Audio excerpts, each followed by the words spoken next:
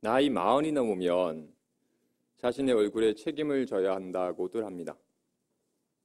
나이 40이 넘으면 자신의 얼굴에 책임을 져야 한다. 이 말은 아마도 나이 40이 되기 전에는 내 얼굴이 부모님의 유전적 영향이 더 크니까 내가 내 얼굴에 책임을 지지 않아도 되지만 한 40평생을 살고 나면 내가 어떻게 살았느냐가 내 얼굴에 다 드러나기 때문에 나이 40이 넘으면 자신의 얼굴에 책임을 져야 한다고 말하는 겁니다. 이 얼굴이라는 말이 이 얼이 들락거리는 굴이라는 말입니다. 그래서 얼굴에는 그 사람의 얼이, 마음씀이 다 드러나 있어요. 얼간이란 얼이 간 사람이에요. 얼굴에는 이와 같이 그 사람의 마음씀이 잘 드러나 있습니다. 그래서 사실 관상을 보는 것은 사실은 그 사람의 심상을 보는 거예요. 평소에 이런 마음씀을 많이 했기 때문에 이런 상이 나타나 있구나. 그러니까 이런 상을 가진 사람, 즉 이런 마음을 쓰는 사람은 이러이러한 일이 벌어질 거야 라고 예측을 하는 겁니다. 얼굴에, 지금 내 얼굴에 내 마음씀이 다 드러나 있으니까 늘 웃는 얼굴을 하고 살도록 합시다.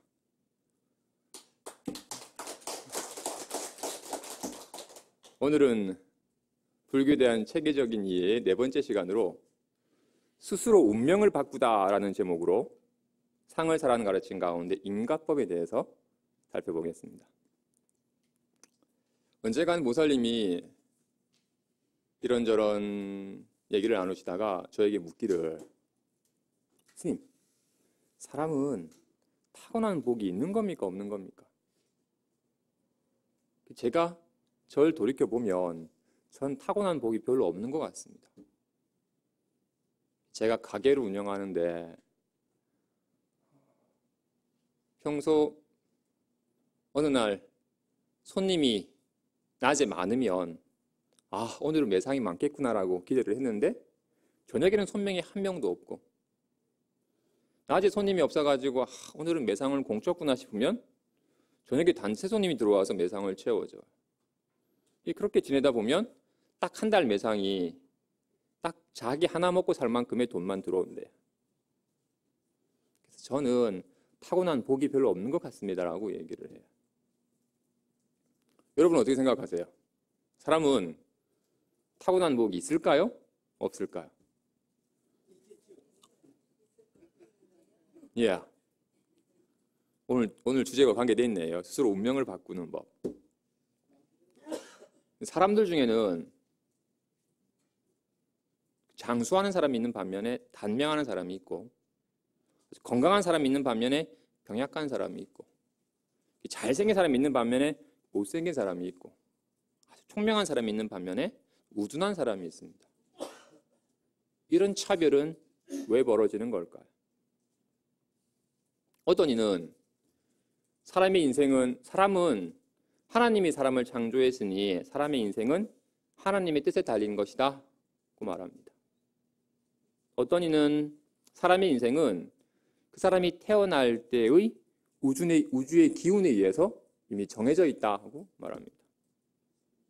어떤 이는 사람의 인생은 그저 우연일 뿐이니 그냥 대충 살다가 좋은 길을 잘 포착하면 된다고 말합니다. 정말 우리의 인생이 하나님의 뜻에 달렸거나 아니면 태어날 때의 기운에 의해 정해져 있거나 아니면 그저 우연일 뿐일까요? 우리의 인생은 어떤 힘에 의해 흘러가는 것이며 또 그 힘은 바뀔 수 있는 걸까요? 그래서 오늘 사람마다 다 삶의 흐름이 다릅니다. 그죠? 고생스럽게 사는 이가 있고 편하게 사는 이가 있고 차별이 있어요. 나는 왜 내 삶은 이렇게 고생스럽고 그 사람의 삶은 왜 저렇게 편안할까? 나도 좀 편했으면 좋겠는데, 나도 좀 더 부유하고 건강하고 했으면 싶은데 나의 이런 운명을 어떻게 하면 바뀔 수 있는지 한번 살펴보겠습니다. 먼저 그 원효범이라는 사람의 일생을 한번 살펴보겠습니다. 예전 중국에 원효범이라는 사람이 살았어요. 그는 어렸을 때 아버지를 잃고서 홀어머니를 모시고 살았어요. 그래서 가정 형편상 과거 시험 준비를 포기하고 그냥 의술을 배워서 살림을 꾸려나가려 했어요. 그래서 어느 날 그가 자운사라는 절에 들렀다가 흰 수염을 길러서 마치 신선처럼 보이는 노인 한 분을 만났어요. 그분에게 나아가서 인사를 드렸더니 그분이 그에게 말하기를 당신은 관리가 될 운명을 타고났어. 당신은 내년에 시에서 보는 시험에 합격할 거요. 근데 왜 시험 공부를 하고 있지 않소? 그가 자신의 상황을 말씀드렸어요. 자, 그분이 말하기를 나는 운남에서 온 공선생이라고 하오. 나는 사람의 운명에 대해 예언하는 아주 정확한 책을 통달했어. 나의 예언은 정확하니 나의 말을 믿어보시오. 이분의 점잖은 모습과 확신에 찬 말에 이분을 특별한 인연인 듯이 여겨져서 집으로 모셨어요. 그리고 어머니께 인사를 드렸더니 어머니께서 공선생을 잘 모셔라고 얘기를 했어요. 그 사랑스레 그분을 모시고는 그분이 예언하신 것을 한번 시험해 봤어요. 그랬더니 정말로 큰 일뿐만 아니라 일상사의 작은 일까지도 정확했어. 그래서 그분의 말을 믿고 과거 시험을 준비했어요.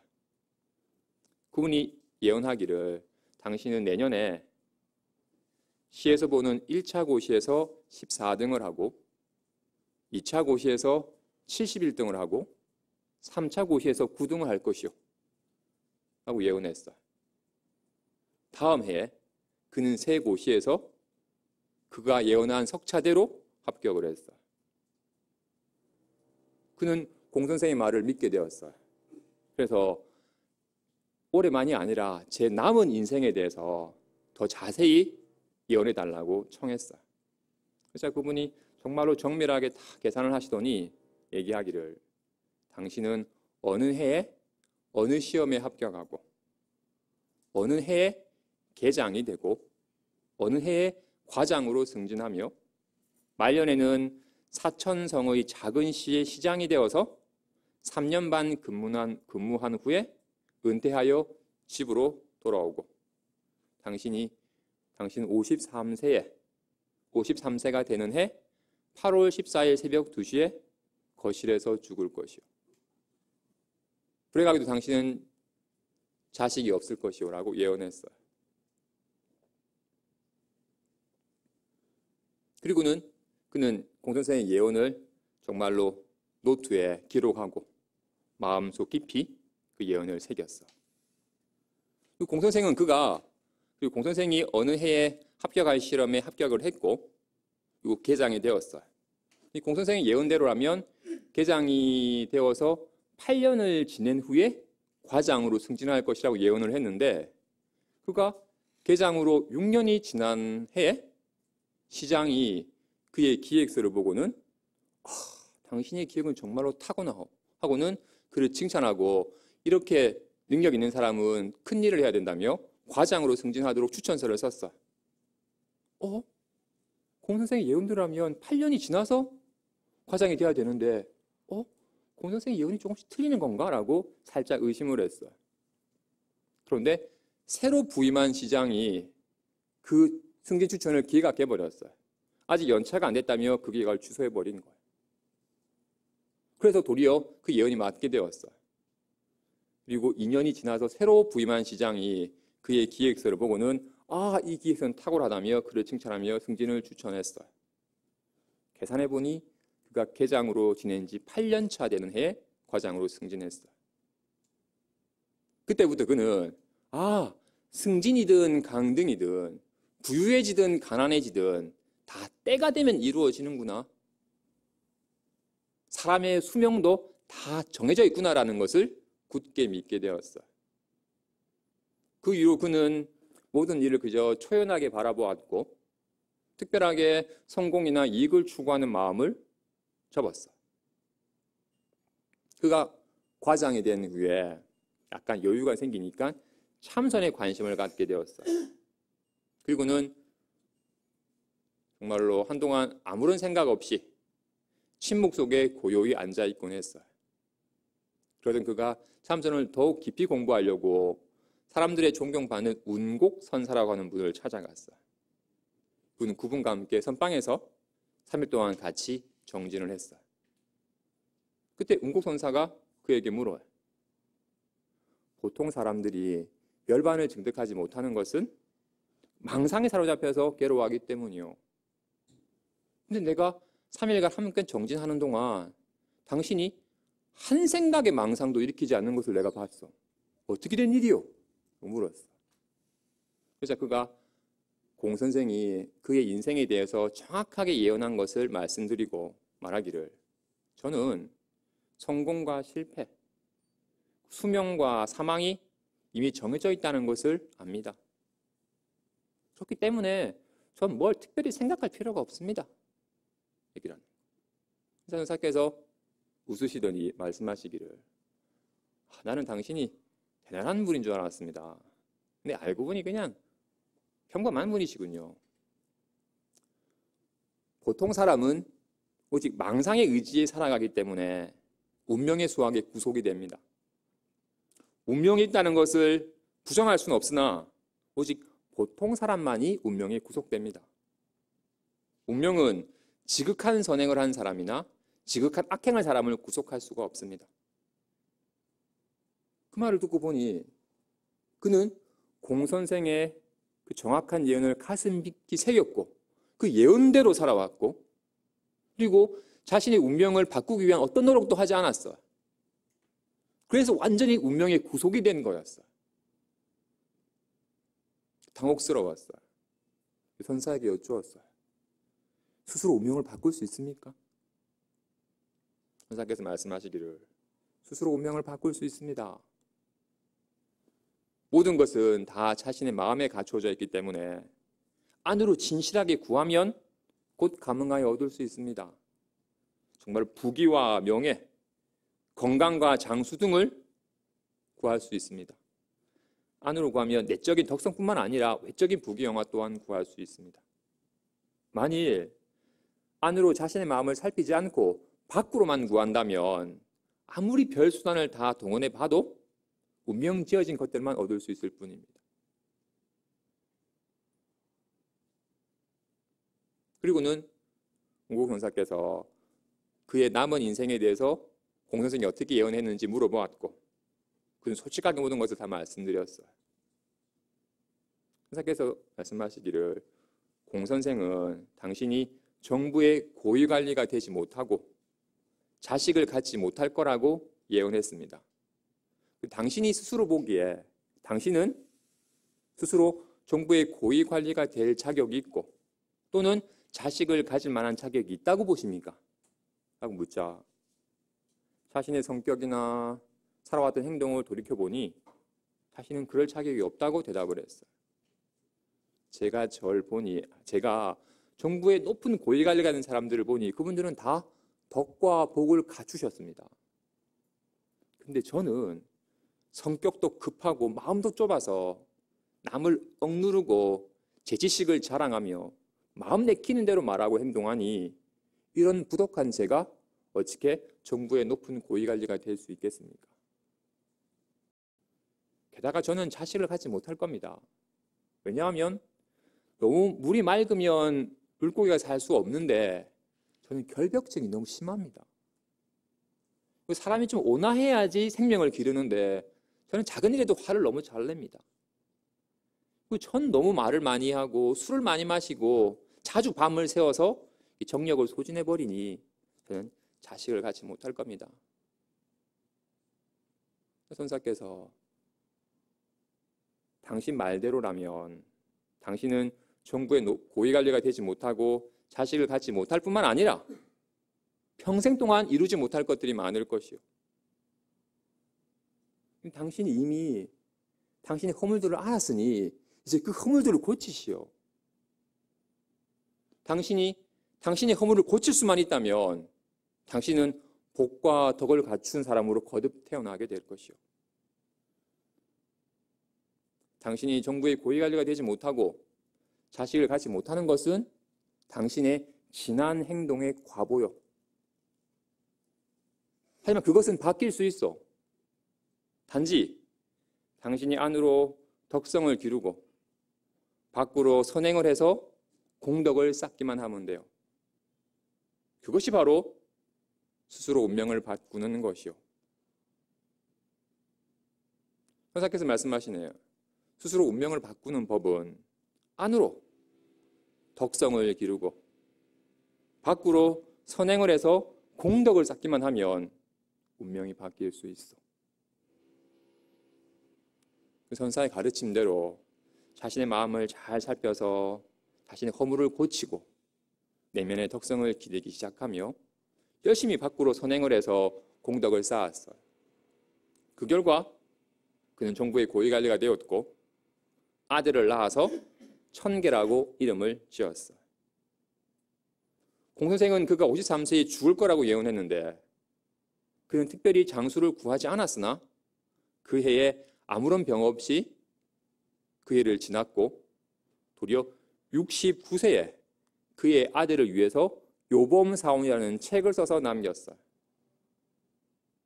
그는 운명은 있지만 바뀔 수 있으니 자신의 운명은 자신의 행위에 의해 결정된다는 것을 알았던 거예요.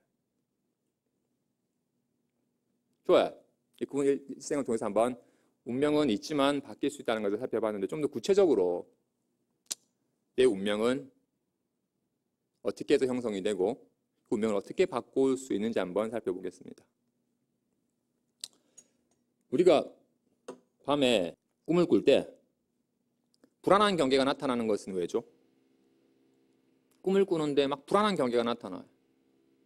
그건 그의 불안한 마음이 그대로 반영되어서 불안한 경계로 나타난 겁니다. 그죠? 그래서 그의 마음이 편안해지면 그 마음을 반영해서 편안한 경계가 나타나요. 꿈속만이 아니라 우리가 삶 속에서 감응하는 경계 또한 우리 마음을 그대로 반영해야. 정말로 내가 내 삶 속에서 벌어지는 모든 경계가 정말로 내 마음을 그대로 반영한 것이 한번 살펴보죠. 한번 문득 지금 시큼한 레몬즙을 마시는 모습을 떠올리면 저절로 인상이 써지고 입에 침이 고여요. 실제로 레몬즙을 마시는 것도 아닌데 그냥 마음에 레몬즙을 마시는 걸 떠올리기만 해도 인상이 써지며 침이 고여요. 마음에 그리면 우리 몸이 그대로 반응을 해요. 그래서 세계적인 선수들은 마인드 트레이닝이라는 걸 해요. 운동을 시각화하는 훈련이에요.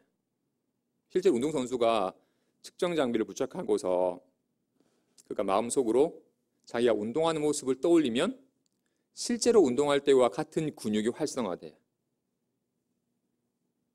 단지 마음에 떠올렸을 뿐인데 실제 상황과 똑같이 반응을 해요. 명료하면 명료할수록 똑같이 반응을 해요. 그래서 항상 자신이 이런 마인드 트레이닝을 통해서 자신이 시합하는 모습을 명료하게 그리면 실제 시합에서도 그와 유사한 반응이 나타나게 된대요. 이처럼 우리 몸은 확실히 마음에 그린 대로 나타나죠. 우리 몸은.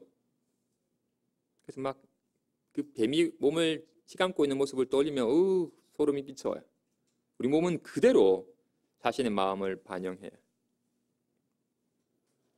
그래서 스스로 운명을 바꾸지 않은 사람은 가장 근본적으로 이걸 알아야 돼요. 모든 것은 마음이 근본이 되니 마음의 그린 대로 나타난다. 모든 것은 마음이 근본이 되니 마음의 그린 대로 나타난다. 그래서 자기 몸은 자기 마음의 그린 대로 나타나요. 몸은 스스로 움직일 수 있는 게 아니기 때문에 마음의 그린 대로 나타나요. 그래서 평소에 어떤 상념을 그리냐에 따라서 우리 몸이 반응을 하는 거예요. 그래서 몸이 많이 경직되고 병든 사람은 평소에 많이 긴장을 하고 좀 조화롭지 못한 마음이 있었기 때문에 조화롭지 못한 몸이 나타나는 거예요.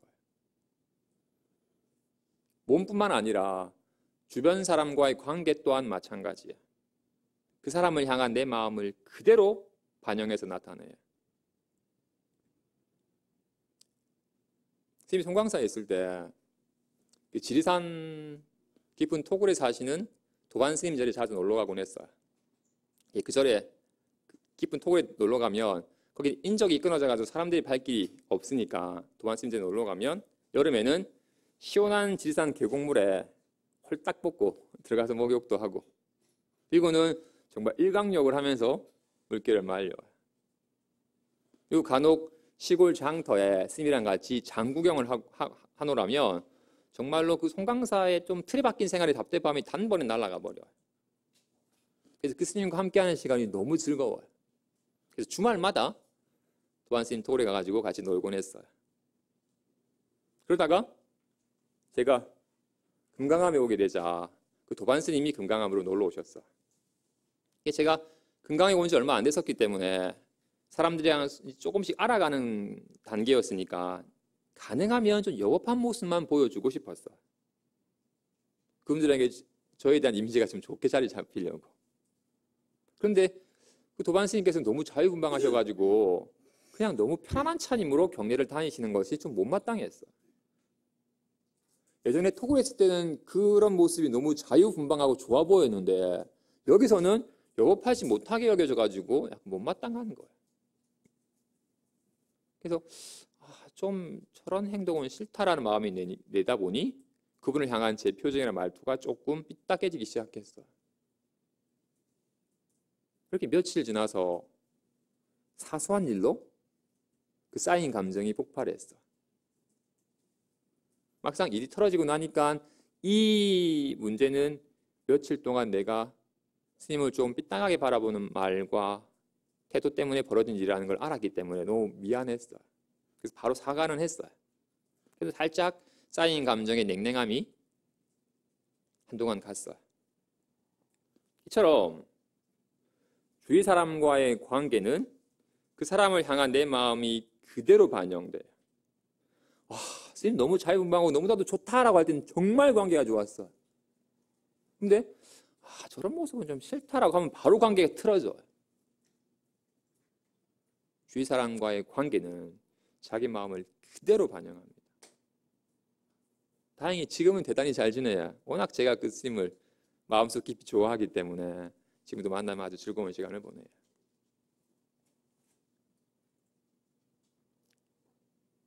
좋아요. 본인들은 정말로 내 삶은 내 마음이 근본이 되어서 내 마음을 그대로 반영한다라는 것을 믿으시나요? 일단 확실히 내 몸은 내 마음을 그대로 반영한다. 몸이 스스로 인상 쓰고 웃고 하는 건 아니니까. 내 마음에 짜증나는 일 생각하면 인상이 써주고 내 마음에 즐거운 일 생각하면 웃어주고 하는 거지. 주변 사람과의 관계도 참 좋다라고 여기니까 관계가 좋아지고 싫다라고 여기니까 관계가 틀어지고 내 삶에 벌어지는 모든 일들은 다 내 마음이 근본이 되어서 내 마음에 그린 대로 나타난다 라고 하는 것을 확실히 믿으시나요? 좋아요. 그러면 아까 레몬즙을 마시는 생각을 했더니 인상이 써져요. 이 인상이 별로 마음에 안 들어서 이 인상 웃게 하려면 어떻게 해야 돼? 마음속에 계속 레몬즙을 마시는 생각을 떠올리면서 웃으려고 하면 되나요? 얼굴은 마음이 그린 대로 나타난 거니까 계속 레몬즙을 마시는 생각하면서 인상을 쓰고 있으면서 이 표정이 싫어서 바꾸려면 어떻게 해야 돼? 입꼬리를 올리면 돼요? 내 속에 이런 싫은 생각을 계속하고 있으면서 얼굴에 인상을 쓰려고 해도 안 됩니다. 그죠? 단지 내가 좋아하는 음식을 먹는 거 생각하면 저절로 입꼬리가 올라가요.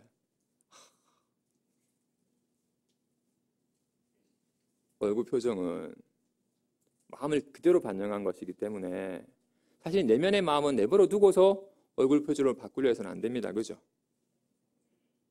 이 얼굴 표정은 그림자와 같아서 마음의 그림자라서 마음의 그림대로 나타나는 거예요. 아니 평소에 몸에 많이 힘이 들어가고 긴장됐다면 몸에 힘을 빼려고 해야겠어요? 아니면 몸에 힘이 들어가고 긴장하게 하는 자신의 그 마음의 긴장을 풀어야겠어요? 몸은 마음의 그림자예요.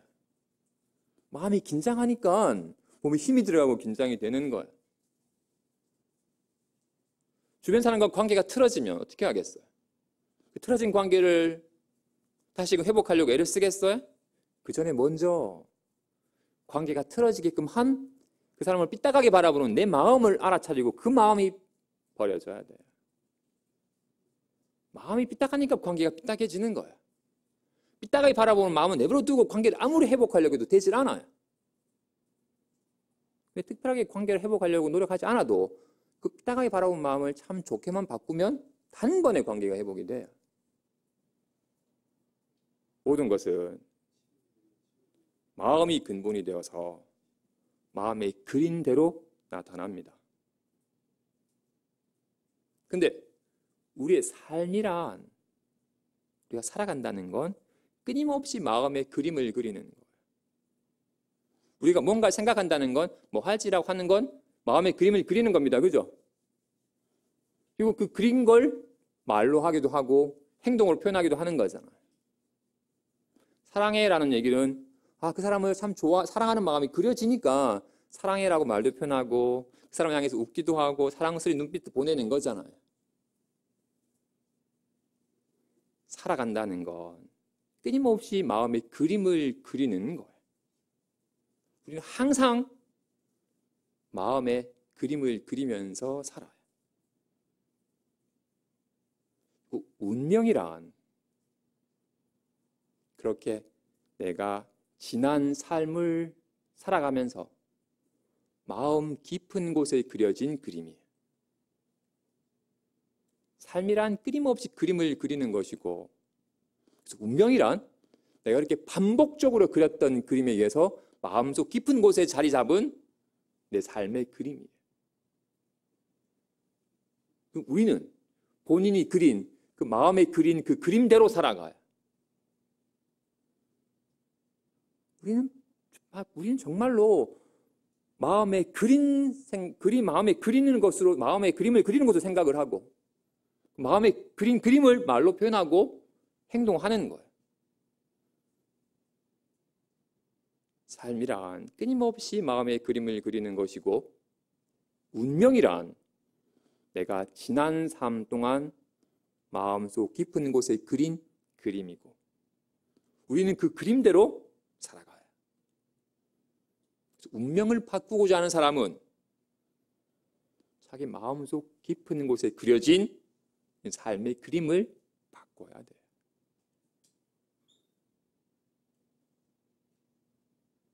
단명하고 병들고 못생기고 우둔한 사람은 그의 마음 속에 경직되고 삐딱하고 왜곡된 그림이 가득하기 때문에 그렇게 병들고 못생겨지고 우둔한 삶을 사는 거예요. 내 내면의 그림, 내 삶의 그림은 내버려 두고서 아무리 보약을 먹고 병원에 가서 진료를 받고 성형수술을 하고 책을 열심히 본다 하더라도 내 마음속에 그려진 이 잘못된 그림이 바뀌지 않는 이상 운명은 바뀌질 않아요. 안으로 자신의 마음을 살피지 않고 밖으로 백날 구해봐야 그려진 대로 감응할 뿐이에요.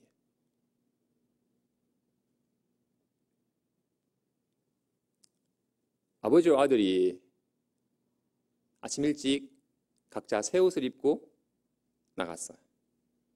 그날 아버지는 오랜만에 동창회 모임에 가서 술도 마시고 고기도 구워 먹고 담배도 피면서 실컷 노름판에서 놀다가 들어왔어. 반면에 아들은 꽃밭에 가서 꽃들이랑 뒹굴면서 놀다 왔어. 저녁에 돌아왔더니 아내가 남편이 들어오자 막 악취가 난다고 하고 아들에게는 꽃향기를 난다면서 좋아라 해. 옷은 본래 향기가 없지만 내가 어떤 향기를 분습했느냐에 따라서 악취가 풍기기도 하고 향기가 풍기기도 해. 우리 마음 또한 모양이 없지만 내가 어떻게 살았느냐에 따라서 마음에 선한 그림이 그려지기도 하고 악한 그림이 그려지기도 해. 그리고 꽃향기가 나는 곳에는 나비가 날아들고 똥냄새가 나는 곳에는 파리가 날아들어. 유유상종해. 내 마음에 정말로 선한 그림이 가득한 사람은 항상 선한 경계를 감흥해. 악한 마음이 그려진 사람은 악한 경계를 감흥해. 그래서 장수하고 건강하고 잘생기고 총명한 사람은 그의 마음이 그가 항상 선행을 통해서 안으로도 자신의 마음을 잘 살피고 밖으로도 선행을 통해서 그의 마음이 정말로 밝고 선하게 그려졌기 때문이에요. 당장 그죠? 우리가 살생을 하면 살생한다는 건 뭐예요? 죽여버리겠다고 하면서 죽이는 거잖아요. 살생하기 전에 이미 그 생명을 해치려고 하는 강한 나쁜 마음이 그려지고 이제 살생으로 옮겨지는 거예요. 그 생명을 죽이는 그림이 내게 강하게 그려졌으니 바깥 생명만 죽이는 게 아니라 나의 생명도 죽여요. 살생을 많이 하면 단명하고 병약할 수밖에 없어요. 항상 죽이는 그림을 그렸기 때문에. 남의 것을 훔친 사람은 나 저거 없는데 라고 저거 가져야지라고 항상 없다를 그리기 때문에 가난할 수밖에 없어요. 훔치는 행위를 통해서 마음에 끊임없는 없음, 가난함을 그렸기 때문에 가난한 삶을 사는 거예요. 운명은 내가 그동안 살아왔던 삶의 흔적이기 때문에 운명은 있어요. 내가 지난 삶 동안 어떤 삶을 살았냐에 따라서 운명은 정확해요. 운명은 곧 내 마음에 그려진 그림이기 때문에 내가 살아오면서 내가 그린 그림은 분명히 있고 그림대로 살아가요. 각자 의식적으로 드러나지 않지만 무의식 속에 그려진 그림이기 때문에 다 마음 속에 각자의 인생의 그림이 그려져 있고 그 그림대로 살아가요.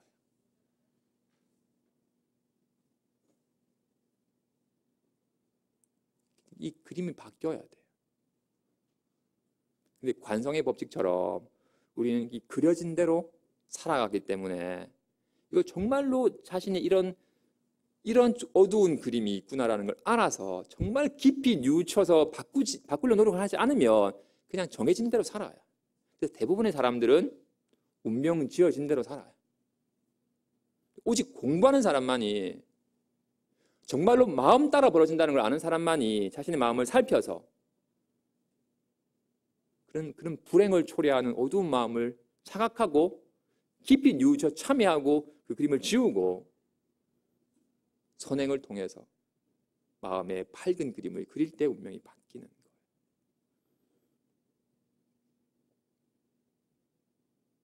믿으시나요? 모든 것은 마음이 근본이 되니 마음이 그려진 대로 나타납니다. 혹여라도 본인에게 좋지 못한 일이 벌어졌다면 자신의 마음을 살피세요. 분명히 좋지 못한 마음이 그려져 있어요. 빨리 그 재난을 당하기 전에 그 어두운 그림을 빨리 그치고 밝은 그림을 그려야 돼요. 안으로는 항상 자신의 마음을 살피고 밖으로는 늘 선행을 해야 돼요. 그래서 스스로 운명을 바꾸는 법은 마음에 그려진 대로 나타나니 자신의 마음을 잘 살펴서 어두운 그림이 있으면 빨리 지우고 그리고 선행을 통해서 밝은 그림을 그리는 거예요. 그런데 이때 기도를 하면 우리는 평상시에는 그냥 아주 표면적인 의식으로 살아가는데 일상생활 할 때는 그래서 이 표면적인 의식은 별로 힘이 없어요. 근데 기도를 하면 우리의 의식 밑바닥까지 훅 들어가서 마음의 작용이 이루어지기 때문에 마음 깊은 곳에 자리 잡은 바탕 그림을 바꿀 수 있어요. 삶이란 끊임없이 그림을 그려가는 건데 일상사에서 그냥 의식적으로 내가 잘해야지란다고 해서 하면 그냥 기존의 그림의 덧그림을 그리는 것이고 기도를 하면 마음 깊은 곳에 있는 그 바탕 그림을 지우고 새로 그리는 것이기 때문에 운명을 빨리 바꿀 수 있어요. 기도를 해야지 마음속 깊은 곳에 있는 자신의 허물과 업장이 자각되고 그걸 깊이 뉘우쳐서 그걸 지울 수 있는 거예요. 운명을 바꾸지 않은 사람은 꼭 기도를 해야 돼요. 그리고 한 가지만 더 얘기하고 마무리하겠습니다. 세상사가 편하려면 역시 복이 많아야 돼요. 복이 많은 사람은 똑같은 일을 해도 복이 많은 사람은 술술 잘 풀리는데 복이 없는 사람은 늘 장애가 생겨가지고 꼬여요. 그래서 세상사가 편안하려면 복을 많이 지어서 복을 쌓아야 돼요. 스님이 예전에 짐을 정리하다가 그 20여 년 전에 행자 때 찍은 증명사진을 발견하게 되었어요. 그 사진을 딱 보는 순간 이건 공개되어서는 안 된다. 바로 폐기 처분돼야 된다라고 생각이 들었어요. 왜냐하면 정말 그 사진이 보면 업장이 덕지덕지하고 참 박복한 얼굴이에요. 그래서 이건 공개되어 봐야 좋을 게 없겠다고 생각이 들었어요. 그리고 제가 살아가는 삶의 방식을 좀 돌이켜봤더니 저는 좀 박복하게 살아요. 왜냐하면 저는 사람들한테 밥 사는 걸 안 즐겨요. 왜냐하면 제가 외식을 별로 안 좋아하니까. 사람들에게 이게 물건을 나눠주는 것도 별로 안 즐겨요. 제가 딱 필요한 것만 가지지 필요 이상의 가지는 걸 좀 번거로워요. 그래서 사람들한테 밥도 잘 안 사고 물건도 잘 안 베풀어줘요. 이렇게 사는 사람은 참 박복하게 사는 것 같아요. 그런데 제가 제 사는 걸 돌이켜보면 저 진짜 제가 하고 싶은 거 다 누리면서 진짜 다복하게 살아요. 남들이 스님은 정말 복이 많다라고 많은 것 같다고 얘기를 해요. 제가 봐도 복이 많은 것 같아요. 나는 밥도 안 사고 물건도 안 주고 복 짓는 걸 별로 안 하는데 나는 왜 이렇게 다복한 삶을 살까라고 여기 오는 제 자신을 돌이켜봤어요. 전 일단 예불 하는 걸 진짜 즐겨요. 아프다가도 예불하고 나면 기운이 절로 돌아와요. 절대로 예불에 안 빠져요. 게다가 예불할 때 저는 나라는 생각을 온전히 확 다 놓여져요. 특히나 나무 아미타불이라는 말은 마치 가난하게 엄마에게 의지하듯이 아미타불, 무량한 생명력에 제가 다 내맡긴다라는 말이니까. 예불할 때는 항상 나라는 생각이 훅 내려놔지고 이건 이 큰 삶의 흐름에 온전히 훅 다 내맡기게 돼요. 그럼 나라는 생각에 훅 쉬어진 편안함과 훅 내맡긴 편안함 때문에 마음이 정말로 편안해져요. 그래서 정말 예불할 때는 정말로 빈 마음의 편안함으로 정말로 기쁘게 예불을 해요. 그러면 저는 그때 같이 예불하는 사람들을 특별히 도우려는 마음이 없었으나 제 이 편안한 마음이 그분들에게도 전해져서 그분도 정말로 툭 빈 편안함으로 함께 예불 드리는 것에 훅 젖어들어요. 저는 특별히 도운 바 없이 그분들을 도우는 거예요. 게다가 결정적으로 전 부처님 법 만난 걸 너무 기뻐하고 감사해요. 왜냐하면 부처님을 안 만났으면 진짜 스스로 힘들게 하고 남들도 힘들게 하고 살았을 거예요. 매사에 집착하고 나라는 생각을 늘 내세우면서, 근데 부처님 번 만나서 나라는 생각을 내려놓게 되고, 또 인연 따라 다가온 모든 인연들을 그냥 겸허하게 수용하는 마음을 갖게 되었어요. 부처님 법 만난 것이 너무나도 기뻐요. 너무나도 감사해요. 그래서 더욱더 부처님 법을 깊이 이해하려고 애를 써요. 내가 이해하고 느낀 말을 사람들에게 나누는 것을 정말 좋아해요.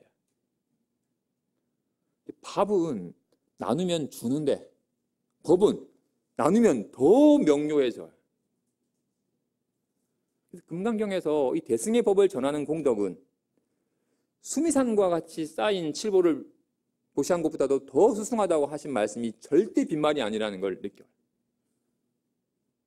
전 사람들에게 밥을 사주지도 않았는데 사람들이 스님 감사합니다라고 뭔가를 선물을 주려고 해요. 내가 뭔가 주지도 않았는데도 스님 고맙습니다라고 보답을 하려 해요.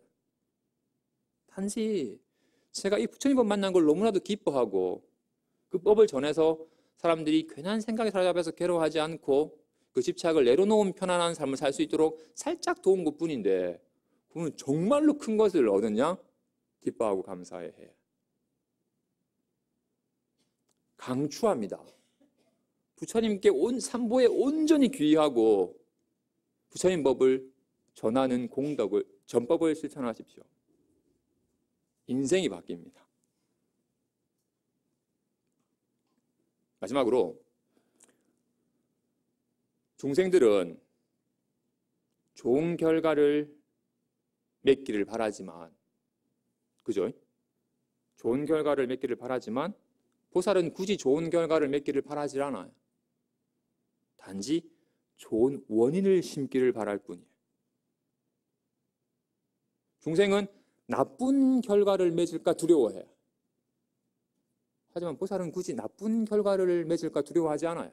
단지 나쁜 원인을 심을까를 두려워할 뿐이에요. 우리가 아름다운 꽃을 피우고자 하면 뿌리가 튼튼하도록 하세요. 뿌리가 튼튼하면 아름다운 꽃은 절로 핍니다. 중생은 결과에만 바라지만, 결과에만 매달리지만 보살은 원인에 집중해요. 늘 지금 여기에서 항상 좋은 원인을 심어서 늘 행복한 삶을 사시는 부자 되시기 바랍니다. 사랑합니다. 성공하십시오.